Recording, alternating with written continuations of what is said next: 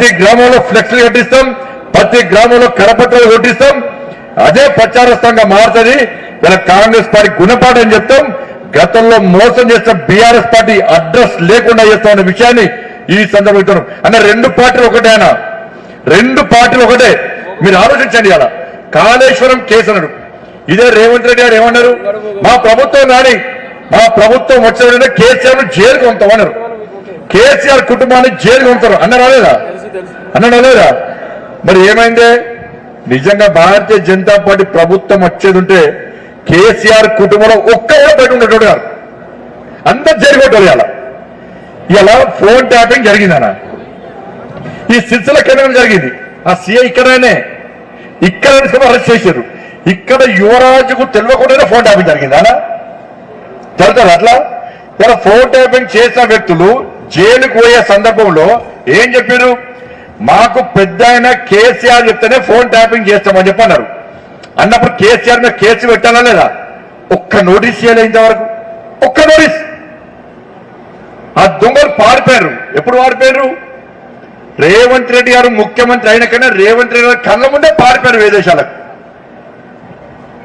కాంగ్రెస్ ప్రభుత్వం ఏర్పడకనే దొంగలు పారిపోయారు.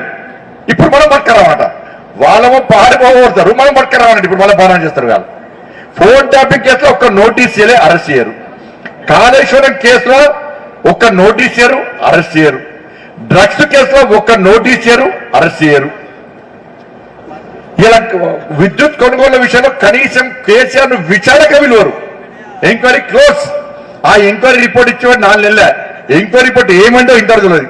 దాని మీద నోటీసులు ఇయ్యరు. ఫామ్ హౌస్ కేసులో నోటీస్ ఇయ్యరు. గిన్ని కేసులు 5-6 ఈ ఫార్ములా కారేస్ దాని మీద కేసులు లేవు. ఇప్పటికే 5-6 కేసులు ఇలా రేవంత్ రెడ్డి గారి చేతుల్లో ఉన్నాయి. దాని మీద ఒక్క నోటీసు కేసీఆర్ కుటుంబానికి ఇచ్చిండా? ఒక్క కేసు అయినా వాళ్ళ మీద పెట్టిండా? ఎందుకు పెడతారంటే ఇద్దరు ఒకటే. ఢిల్లీలో దోస్తాని గల్లీలో కొట్లాడే విడ్డట్టు నడుస్తారు. ఎందుకంటే మొన్న ఎమ్మెల్సీ ఎన్నికల్లో మనం గెలిచాం కాబట్టి, గెలుస్తామని నాకు తెలుసు కాబట్టి, ఎంపీ ఎన్నికల్లో మనం గెలిచాం కాబట్టి, ఈ తెలంగాణ రాష్ట్రంలో బీజేపీ స్ట్రెంత్ అవుతుంది కాబట్టి, శక్తివంతంగా తయారవుతుంది కాబట్టి, బీజేపీని దెబ్బ కొట్టాలంటే మన ఇద్దరం కలిసి ఉండాలని చెప్పి బీఆర్ఎస్ కాంగ్రెస్ ఢిల్లీలో రహస్య ఒప్పందం కుదుర్చుకొని నెక్స్ట్ ఎన్నికల్లో వాళ్ళిద్దరు కలిసి పోటీ చేసి బీజేపీకి వ్యతిరేకంగా వివరించడానికి మాత్రమే ఇలా ప్లాన్ చేస్తున్నారు. లేకుంటే గిన్ని కేసులలో ఒక్క నోటీస్ ఇవ్వకుండా కేసీఆర్ ను కాపాడుతున్నది ఎవరు? రేవంత్ రెడ్డి గారు కాపాడుతున్నారు. కేసీఆర్ ను కాంగ్రెస్ పార్టీ కాపాడుతుంది. ఇలా తెలంగాణ సమాజం అనేది వాస్తవమా కాదా ఆలోచించండి. వాళ్ళు ఇవన్నీ వస్తాయినా లెక్కకు, లోకల్ బాడీ ఎలక్షన్స్ అయినా ఇవన్నీ లెక్కకు వస్తాయి. ఇవన్నీ లెక్క తీసుకొస్తాం కూడా పక్క వదిలిపెట్టే ప్రసక్తి లేదు. కాంగ్రెస్ పార్టీని ఎక్కడ గెలవకుండా వేస్తాం. బీఆర్ఎస్ పార్టీ అడ్రస్ గల్లం చేస్తుంది. తెలంగాణ రాష్ట్రంలో లోకల్ బాడీ ఎన్నికల్లో ఎట్టి పరిస్థితుల్లో ఇలా భారతీయ జనతా పార్టీ గెలిచి తీర్చని ప్రతి భారతీయ జనతా పార్టీ కార్యకర్త తెలంగాణ రాష్ట్రంలో ప్రజాప్రతినిధి కాబోతున్న విషయాన్ని ఈ సందర్భంగా స్పష్టం చేస్తూ, రాజన్న సిరిసిల్ల జిల్లాలో గతంలో ఏం జరిగిందో జరిగింది.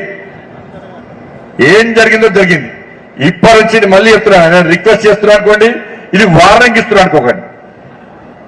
దయచేసి ఎక్కడ చిన్న క్రమశిక్షణ తప్పినా ఇప్పటి నుంచి క్షమించే ప్రసక్తి లేదు. కార్యకర్తలు ఎట్లా కలిసి ఉండాలో నాయకులు అట్లే కలిసి ఉండాలి. ఒక ఫ్యామిలీ, ఒక కుటుంబం, మీకు చిన్న చిన్న సమస్యలు ఉంటే ఒక రూమ్ లో కూర్చొని మాట్లాడుకునే ప్రయత్నం చేయండి. సోషల్ మీడియా ద్వారా కానీ, మీడియాకు లీకులు ఇచ్చి కానీ, లేకుంటే మీటింగ్ జరిగినప్పుడు ఏమైనా కొట్టాకుంటే మాత్రం అది ద్రోహం చేస్తారు. పార్టీ మీటింగ్ లో కొట్లాడితే, పార్టీ సిద్ధాంతాలకు వ్యతిరేకంగా వివరిస్తే అది కన్న తల్లికి ద్రోహం చేస్తాడు. పార్టీ అనేది ఒక తల్లి లాంటిది. మనందరం కలిసి ఉంటున్నాం. మనమందరం కూడా ఇంతమంది మనకు కలిసి ఉన్నాం కాబట్టి మెంబర్షిప్ చేస్తాం.